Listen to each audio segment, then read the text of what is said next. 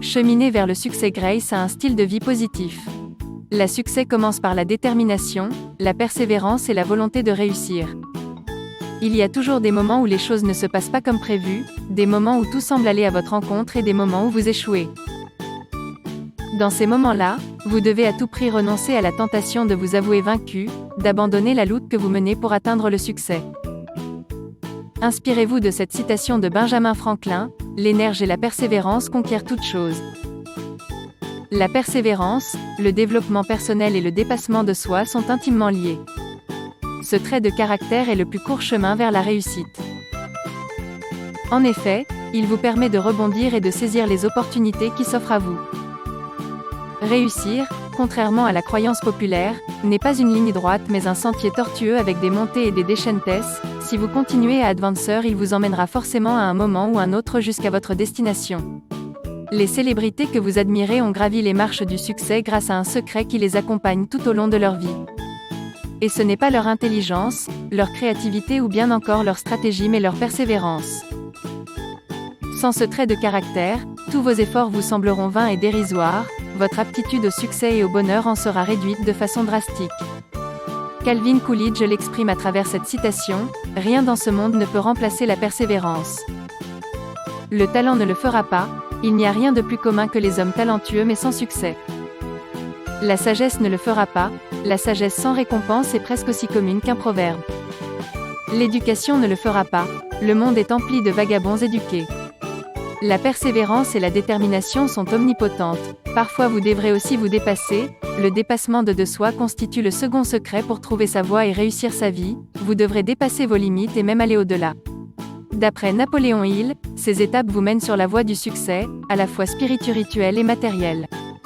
En premier lieu, le désir constitue le point de départ de toute réussite, ce doit être non pas un simple espoir mais un désir ardent.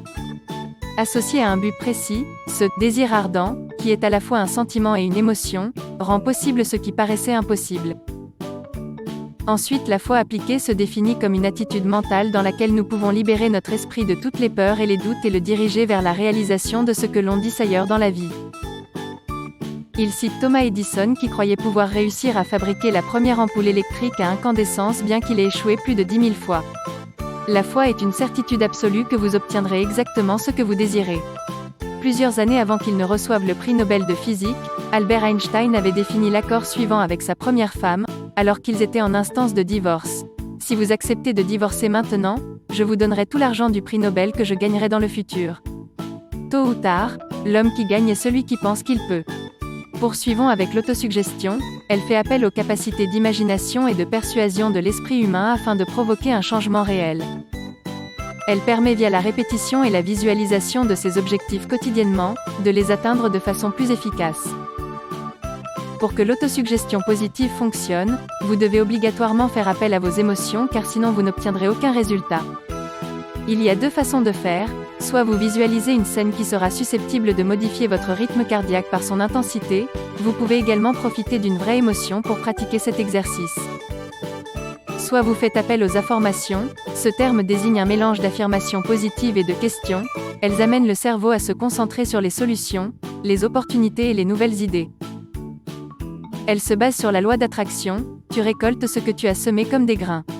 Le subconscient entre alors en action, il traite environ 90% de nos décisions, actions, émotions et comportements en fonction des éléments enregistrés précédemment dans sa mémoire, peu importe qu'ils soient positifs ou négatifs. Pour la petite histoire, le terme affirmation a été baptisé ainsi par Noah St. John.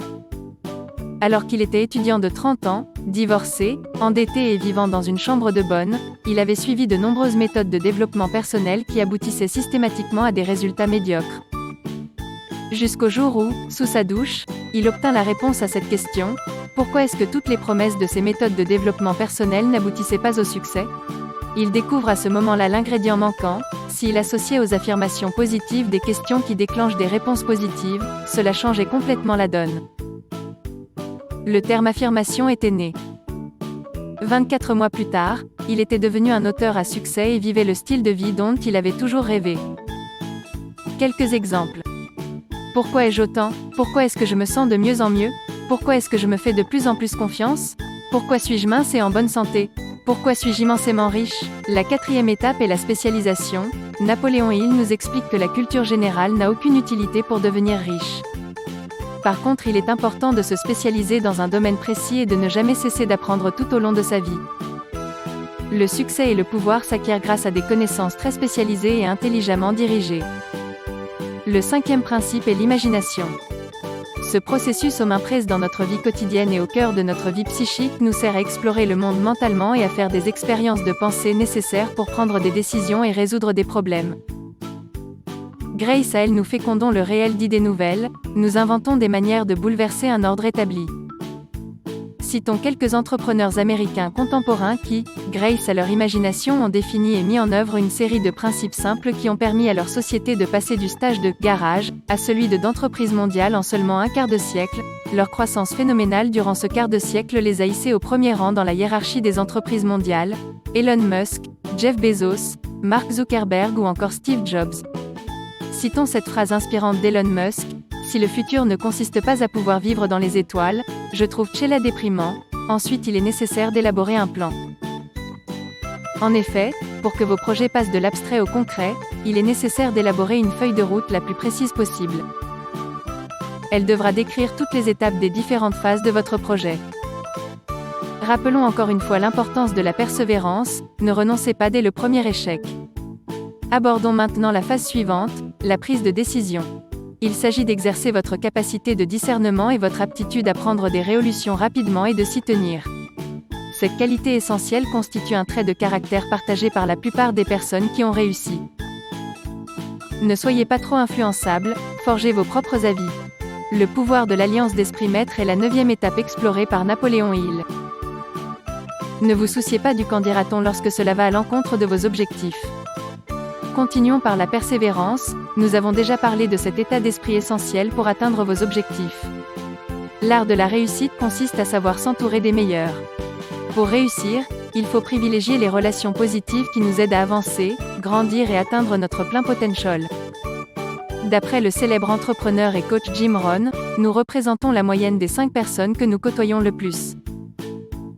S'entourer de personnalités positives, qui s'adonnent à leur passion, qui bouillonnent de projets et de centres d'intérêt, nous pousse à nous dépasser. À terme, cela influe sur notre propre créativité et nos niveaux d'énergie. Les états d'âme sont contagieux. Les malchanceux attirent l'adversité sur eux-mêmes et aussi, peut-être, sur vous.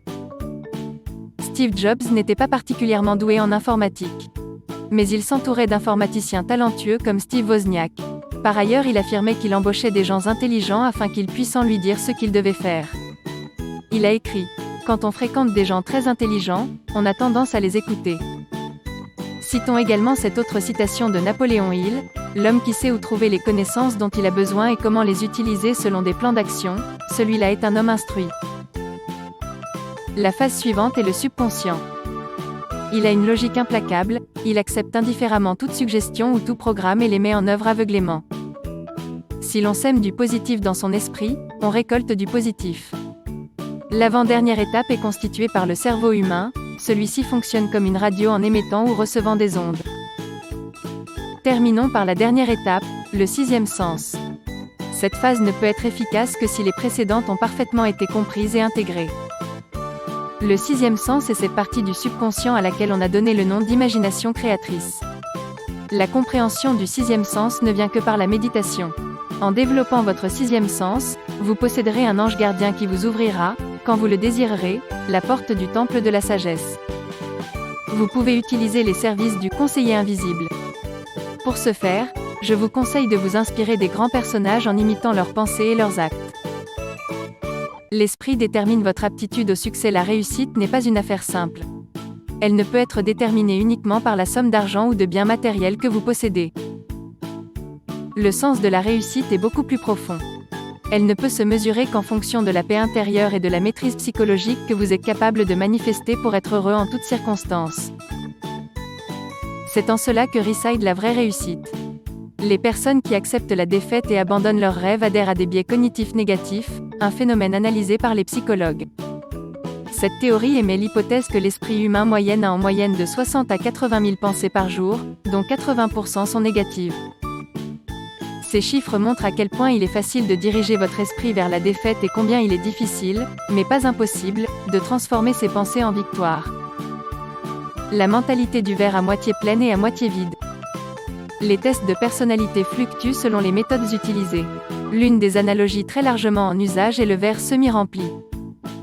Les experts psychologiques diagnostiquent votre vision générale de la vie comme positive ou négative en fonction de la façon dont vous voyez le verre. Ceux qui le voient à moitié vide sont des pessimistes et ils appellent ceux qui le voient à moitié plein des optimistes, ce qui signifie qu'ils ont une perspective positive. Développer une vision positive de la vie peut vous propulser de l'échec au succès. Les gens considèrent une telle attitude comme l'incapacité d'avoir des pensées négatives. Cette vision des choses n'est cependant pas réaliste, car les revers font aussi partie de la vie quotidienne. La pensée positive est la capacité de regarder au-delà de l'infortune. Il s'agit de tirer le meilleur parti des situations malheureuses et d'en tirer des leçons pour faire face aux défis futurs. Une attitude positive est une approche optimiste de la vie. Elle considère l'échec comme un détour dans la poursuite du succès et non comme une destination où les rêves s'achèvent. Être positif nécessite de la détermination. Et aussi des affirmations quotidiennes et des actions délibérées pour conserver les pensées positives au premier plan de votre esprit. Avantage d'une attitude positive. Être positif contribue à vous maintenir en bonne santé, mentalement et physiquement. Cet état d'esprit engendre un environnement serein pour l'esprit. Une perspective positive vous aide à mieux gérer les déceptions et la frustration et rend les moments difficiles plus faciles à surmonter. Il élimine également les troubles psychologiques tels que la dépression et l'anxiété, ce qui réduit les problèmes physiques induits par les effets du stress sur le corps. Être heureux et positif a un effet global sur le bien-être d'un individu. Par voie de conséquence, la probabilité que votre santé soit défaillante au point de menacer votre vie s'en trouve amoindrie dans des proportions considérables. Votre journée de travail sera certainement plus productive si vous vous entourez de positivité. Un vendeur est plus susceptible de conclure un accord s'il émet une attitude volontaire. Les gestionnaires qui prospèrent sont plus susceptibles de s'entourer de personnes qui affichent une aura positive que ceux qui sont négatifs. Cela peut ouvrir la voie à des promotions et à des avancements de carrière. Les personnes positives prospèrent également socialement parce que leur état d'esprit favorise les interactions sociales. La plupart des individus préfèrent s'entourer en général de personnes positives. Comment développer une attitude positive? Affirmez-vous. Commencez votre journée avec des affirmations positives et susceptibles de faire une différence dans la façon dont elle se déroulera. Vous ne pouvez cependant pas affirmer ce en quoi vous ne croyez pas. La croyance en soi est l'ancre d'une attitude positive. Croyez en votre capacité à gagner, puis renforcez cette croyance en vous parlant à voix haute. Au début, cela vous paraîtra ridicule ou futile, mais vous finirez par devenir ce que vous affirmez. Le fait de le dire à voix haute agit comme un disque jusqu'à ce que votre subconscient accepte le récit comme une vérité. Il devient plus facile ensuite de supporter les revers. Affirmation positive. Mon esprit est un jardin dans lequel je plante de la positivité.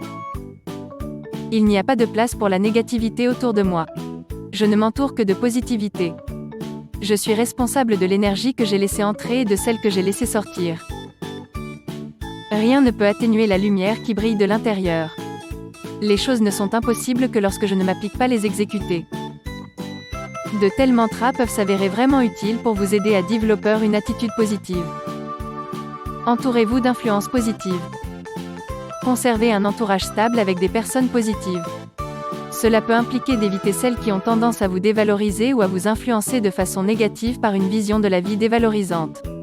Vous pouvez également suivre des personnes positives en ligne en écoutant leurs podcasts ou discours quotidiennement. Lisez également des livres de développement personnel. Cultivez la gratitude. La gratitude est une composante essentielle des relations saines et constitue une manifestation d'intelligence émotionnelle et sociale.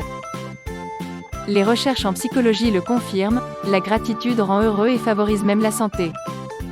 Soyez plus proactif et moins réactif. Vous n'avez pas beaucoup de contrôle sur les événements de la vie et les opinions des autres, vous devez donc les accepter. Beaucoup de personnes pensent de manière réactive, c'est-à-dire qu'elles réagissent aux événements quand ils surviennent mais en général ne les anticipant pas. Être proactif signifie prendre le contrôle conscient de sa vie, se fixer des objectifs et travailler pour les atteindre. Plutôt que de simplement réagir aux événements lorsqu'ils surgissent et attendre les opportunités, il s'agit de prendre les devants et se créer ses propres circonstances favorables. Concentrez-vous sur la solution et non sur le problème. Si vous vous concentrez sur le problème, vous passez à côté de la solution. Plutôt que de vous noyer dans vos problèmes, cherchez des solutions. En agissant ainsi, vous devenez actif, ce qui favorise l'optimisme. Pour que ce soit plus facile, avancez une étape après l'autre. En effet, le plus important est d'aller de l'avant.